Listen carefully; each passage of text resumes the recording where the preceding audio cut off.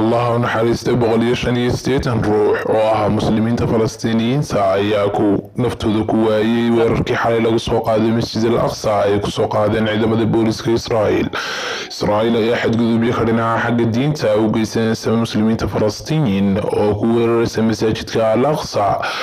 maalintii Jimcaha ugu dambeysay bisha Ramadaan oo kumanaan Falastiiniyiin ay u soo cibaado doonteen masjidka barakaysan ee al-Aqsa ayaa soo weerareen ciidamada booliska Israa'iil qaramada midoobay ayaa baaq u jeedisay ciidamada Israa'iil in ay joojiyaan qaxyada ay u geysanayaan Falastiiniyiinta ciidamada Israa'iil ayaa hadalka iska dhagatiray iyagoo sii watay qarxinta iyo burburinta muslimiinta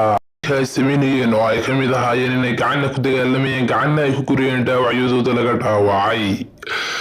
xagga ciidamada Israa'iil laga dilay 75 askari oo ay ka mid yihiin saraakiilada ciidamada Israa'iil ayaa Falastiiniyiinta xoog loo baabiyay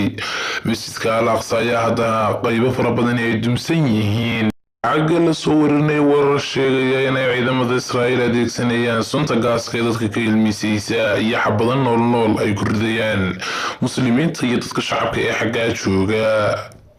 bixintan oo naga soo gaadhay Masjid al-Aqsa ayaa waxaad ka dhageysanayseen bartaan Facebook ku leenahay Sham Media daawade adigoo mahadsan like saar videogan si uu gaadho asxaab badan oo muslimiin ah magacaygu waa Cabdiqani Maxamed Maxamuud milkiilaha ama tabiyaha Sham Media